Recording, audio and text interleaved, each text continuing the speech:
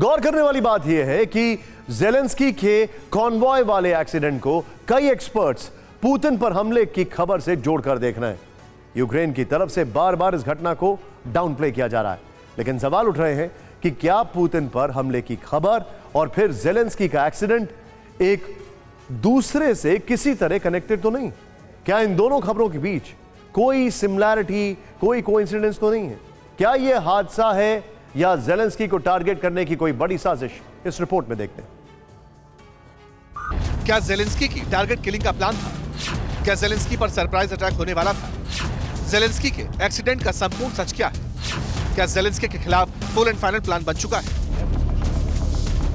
Ukraine की राजधानी Kyiv से आई ये तस्वीरें हैरान करने वाली हैं। ये कोई आम दुर्घटना नहीं, ये ज़ेलेंस्की का काफिला है। एम्बुलेंस से लेकर तमाम मेडिक्स एक्टिव हैं। एक शख्स घायल अवस्था में नीचे लेटा है, उसके सिर पर पट्टी बांधी जा रही थी और उसकी जीन्स खून से सनी हुई दिखाई दे रही थी। पैरामेडिक्स इस शख्स को ऑन द स्पॉट ट्रीटमेंट देते हुए भी दिखाई दी। इसके बाद कैमरा जब घूमा तो फॉक्सवैगन बीटल कार का हाल नजर आया। ड्राइवर सीट का एयरबैग ओपन था, पूरी तरह खुल चुका था। इसका मतलब यह है कि टक्कर काफी जोरदार थी। इसके आगे की तस्वीरें तो और शॉकिंग थी। कार का बाईं तरफ का आगे का हिस्सा पूरी तरह डैमेज था।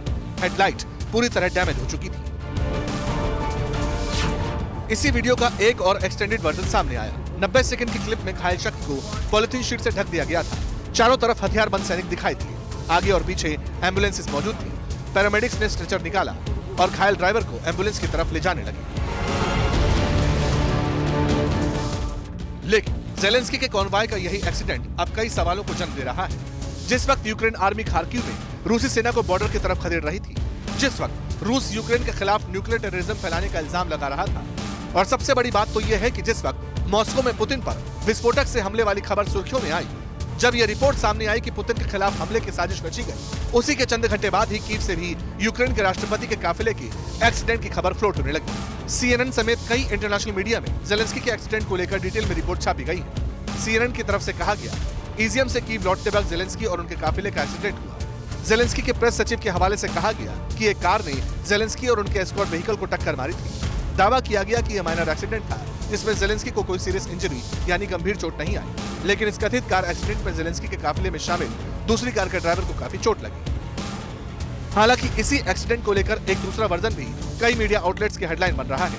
द वीकली मेल में ज़ेलेंस्की के स्पोक्सपर्सन सरहे निकोफोरोव के हवाले से बताया गया कि प्रेसिडेंट ज़ेलेंस्की की कार बाइक से टक्कर हुई थी। एक्सीडेंट के बाद ज़ेलेंस्की को डॉक्टर ने एग्जामिन किया। प्रेसिडेंट के प्रवक्ता ने बताया कि इस दुर्घटना की जांच की जाएगी। आपको बता दें, कल ही एक खबर सामने आई थी कि मॉस्को में पुतिन की कार के अगले हिस्से पर एक्सप्लोजिव से अटैक हुआ था।